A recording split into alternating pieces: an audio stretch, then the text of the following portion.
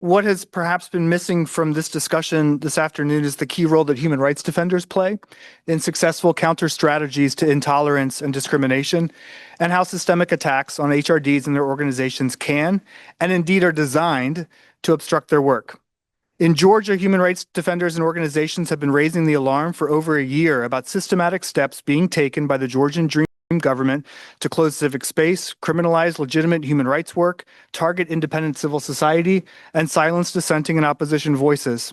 On Saturday, 2 days ago, the Georgian interpretation of the U.S. Foreign Agents Registration Act took effect. The law introduces criminal penalties for civic activists, HRDs, and NGOs that refuse to register as foreign agents, and profoundly escalates the crisis for human rights initiated by the Georgian Dream government. We reiterate the calls made by our Georgian colleagues almost 2 months ago to initiate the Moscow mechanism to provide independent international reporting on the growing human rights crisis and steps participating states can take to address it in a meaningful way. Should international pressure fail to encourage the Georgian Dream government to reverse course, one can only look to Georgia's neighbor, Azerbaijan, for an indication of what is to come.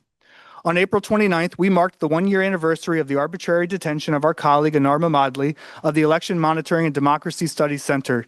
He was detained following advocacy at the OSCE and the UN Human Rights Council, addressing gross human rights violations and a major crackdown launched by the Azerbaijani authorities against HRDs and civil society ahead of last year's climate conference.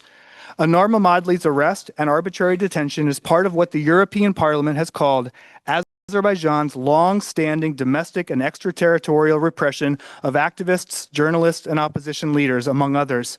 His arrest is also a stark reminder that the OSCE has no mechanism for tracking or reporting on her reprisals against human rights defenders for engaging with the organization in the promotion and protection of human rights.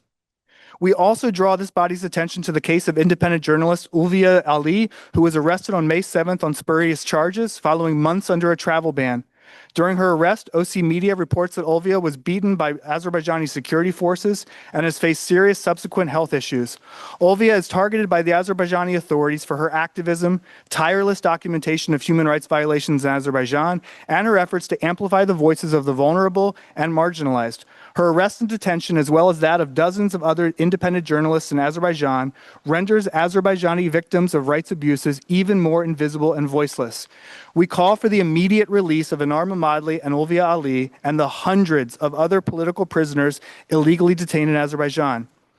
Mr. Moderator, against this backdrop, I'd like to ask the panelists to further articulate the role that HRDs and independent civil society organizations play in the promotion of tolerance and non-discrimination, and what steps states should take to protect them.